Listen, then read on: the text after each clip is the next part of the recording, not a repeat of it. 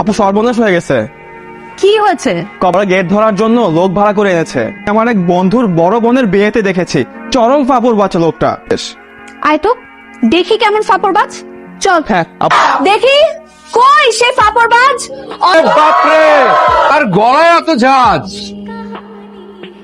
কি? 2,500 টাকা স্যার। কত? 2,500? কি বলেন? বুলগেরিয়া থেকে 1,000 টাকা। সরি স্যার, আমাদের ফিক্সড প্রাইস। আর রাখেন আপনার ফিক্স প্রাইস। আরো 50 বাড়ালাম, 1100। সরি স্যার, পসিবল না স্যার। জি, আপনি এখানে বার্গেনিং করছেন কেন? উনি কে? দোকানের মালিক? না স্যার। তাহলে আপনি কথা বলতেছেন কেন? আপনার এই দোকানে আসার আগে চোখ কান খোলা রেখে আসা উচিত ছিল। শুনুন, আমি না কানা না। আর আপনি যান, নিজে চরকে তেল দেন। যত সব ফালতু কাস্টমার। আপনি কি দেখছেন? এই জামা আপনাকে 1,000 টাকা কমে কিনে দিতে পারবো। ব্র্যান্ডের প্রোডাক্ট সম্পর্কে আপনার কোনো ধারণা আছে? এক লাগানো থাকলে ব্র্যান্ড হয় না, যেমন আপনি। দেখে তো মনে হচ্ছে যে বড়লোক কিসের জন্য একটা অভাব। মুখ সামনে কথা বলেন। আপনি জানেন আমি কে? এই ফুটো পয়সা এসে এখানে জুটেছে। তা আপনি কোন বড়লোকের মেয়ে শুনি? চাঁদাবাজি, শেয়ার বাজারের কারসাজি, নাকি অর্থ পাচার, কোনটা? ম্যানার্স জানে কোনো? ওরে আমার মাস্টার বংশের মেয়েরে। তা কি কোন সাবজেক্টের মাস্টার? ইয়ে স্যার, হ্যাঁ, পোলাইট। আমাদের কাস্টমার রিলেশনশিপ নষ্ট হয়ে যাবে এভাবে যদি করতে পারছে স্যার। আপনি কাজ করেন, 500 টাকা কম দিন স্যার। পে করে আসতেছি। কাজ করেন।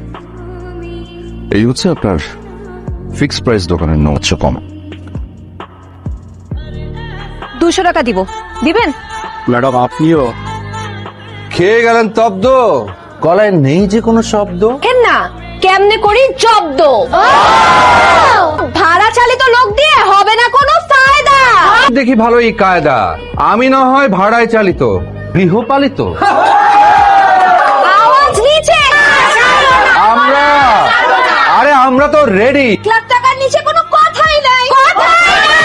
আমার নাকা 1 লাখ টাকা কখনো গুনে দেখেছেন?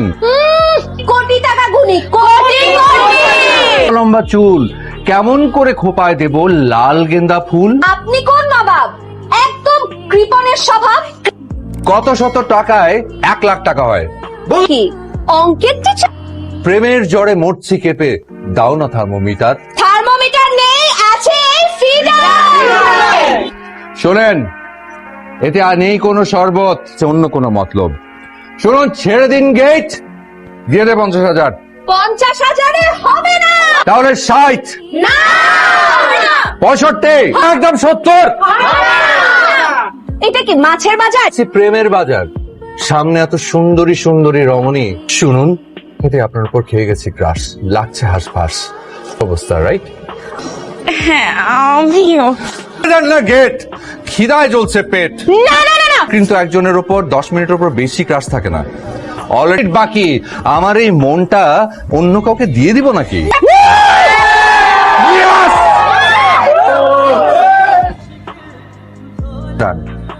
কি কেমন দিলাম বাকি? এত বড় চালাকি! তুই এটা কি কাজ করলি? দোস্ত, আই এম সরি। এত হ্যান্ডসাম ছিল যে আমি সহ্য করতে পারিনি। ক্রাশ, গিরালা মুলিয়ালা সব ধরনের বাসনার অভিজ্ঞতা ওই ছেলেটার আছে। বাস করে সর্বনাশ।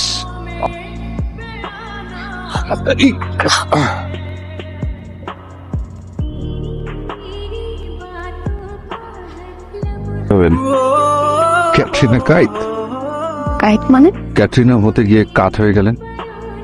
ভাগ্য ভালো যখন চিৎপটাং হয়ে মাটিতে পড়ে হাসপাতাল। নিজেকে কি ভাবেন?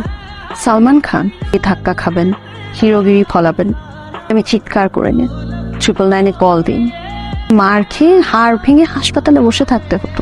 খুব ভালো, তোর উপর সিটে শুয়ে থাকতাম আর আমি আপনাকে তাকিয়ে তাকিয়ে দেখতাম। এমা, বাসের ডেফিনেশন শিখালি, বাসের মজা দোল খাচ্ছি। যাই হোক, ওখানে বর জুতো খুঁজে পাচ্ছে না। তাহলে তো এখন খেলা জমবে। তো দাও ভাই, চলো। জুতা কোথায়? কোনো জুতা দাওনি। দুলাভাই, যা করার আমার সাথে করুন। আপনি হাসছেন কেন? করেন, দেন দরবার করেন। তাহলে আপনি শুনবেন সেটা ভেবে, আপনার মুখের কি করুণ অবস্থা হবে সেটা ভেবে। আপনাদের জামাই সাহেবের জুতা আমাদের কাছে। তাহলে এইটা কি? বলে দেখেন, হাওয়াই চপ্পল নেন, রেখে দেন। এত বড় ধোকা। আপনি বড় বোকা। মন খারাপ না, ওকে? 100 টাকার চপ্পলের জন্য 1000 টাকা দিন। শোনেন, এখানে আমার নাম্বারটা দেওয়া আছে, বলবেন কেমন? ধরা ধরা ধরা!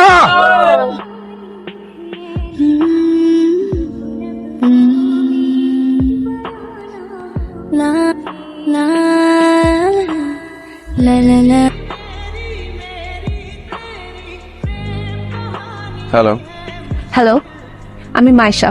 কি খবর? হঠাৎ ফোন? চিন্তা নেই, আপনার প্রথম কাজটা কিন্তু আমি একদম ফ্রিতে করে দেবো। কিভাবে জেতেন? আমিও জিততে চাই। পারতে না জানলে তো জয়ের আনন্দ কি সেটা তো বুঝতেই পারবেন না। মাকড়সাটা জাল বুনতে বুনতে বারবার মাটিতে পড়ে যাচ্ছিল। 7 বার ব্যর্থ হবার পর সে কিন্তু ঠিকই সফল হয়েছিল। আমি সেই মাকড়সা, আপনি আমাকে ফলো করে শিখতে পারেন। মাকড়সাটাকে তো পেতে হবে, তাই না? কাল ফ্রি আছেন? কাল কেন? কাল, পরশু, তরশু, 1 সপ্তাহ পর, এখন ফ্রি। কি করতে হবে বলেন? হবে না। কালকে ফ্রি আছেন নাকি সেটা বলেন। একটা কথা তো ঘুরিয়ে পেঁচিয়ে বলেন কেন বলেন? বাংলা সিনেমার মতো প্রতিশোধ নিতে যাচ্ছেন, তারপর টাকা দিয়ে ব্যাকা করার ফন্দি। আমি আপনার জীবন দর্শনটা বুঝতে চাই। আমার জীবন দর্শন বুঝতে হলে এরকম বসে থাকলে চলবে?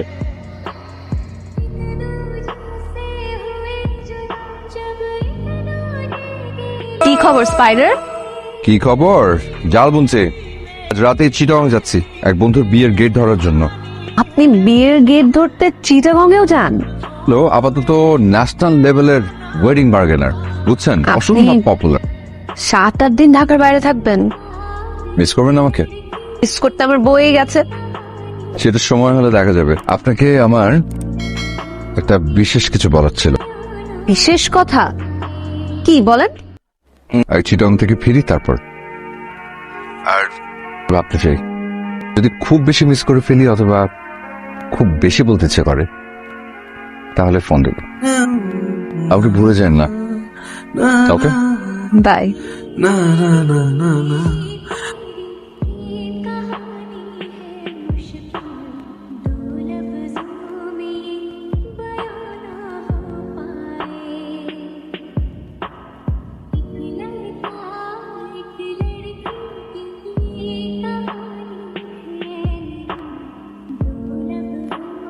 অসুখটা খুব ধীরে ধীরে পেশেন্টের শরীরে বাসা বেঁধেছে। আমার মেয়ের কি হয়েছে ডাক্তার? আমার ট্রান্সপ্লান্টেশন করতে হবে। মা আমারও একমাত্র মেয়ে ডাক্তার, এখন কি করবো বুঝতে পারছি। আপনি সব ঠিক হয়ে যাবে, এটার চিকিৎসা আছে। কত খরচ হতে পারে? কোটিখানেক টাকা তো বটেই। আমি টাকার ব্যবস্থা করে ফেলবো, কিন্তু সুস্থ করে দিন ডাক্তার। এর কোনো চেষ্টা ত্রুটি করবো না, বাকিটা আল্লাহর উপর।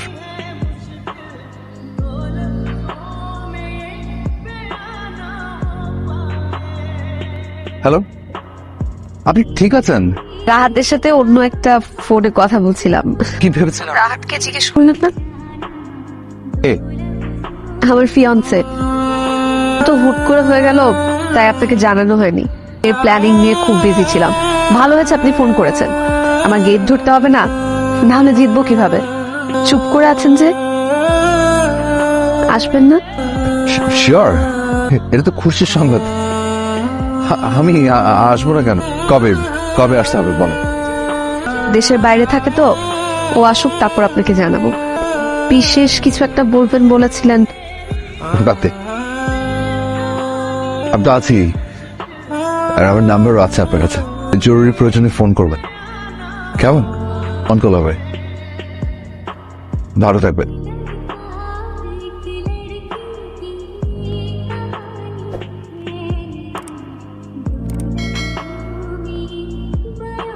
যে ফ্রেন্ড আছে না, ওদের সাথে একটু যোগাযোগ করার চেষ্টা কর। মাইশার অপারেশনের জন্য অনেক টাকার প্রয়োজন, আর এত টাকা তুমি ফেসবুকে একটা গ্রুপ খুলেছি, গ্রুপে কানেক্ট করার জন্য।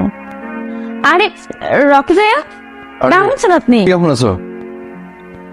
আছি ভাইয়া। আপনার মাইশার কথা মনে আছে? পরে থাকবে না কেন? ওর তো নাকি সামনে বিয়ে। কে বলেছে আপনাকে? বরং ও তো অনেক অসুস্থ। বাসা অসুস্থ? বন টিউমার ধরা পড়েছে। কি? জি ভাইয়া, অনেকগুলো টাকা প্রয়োজন, কোটি টাকার উপরে। মানে ওর বাবা ওদের ফ্ল্যাটটা বিক্রি করে দিতে চাচ্ছে, ন্যায্য মূল্য পাচ্ছে না। আপনার তো অনেক পরিচিত মানুষ আছে, একটু হেল্প করতে। ওদের ওই ফ্ল্যাটের কোনো ডিটেলস আছে? এই যে ভাইয়া, এখানেই।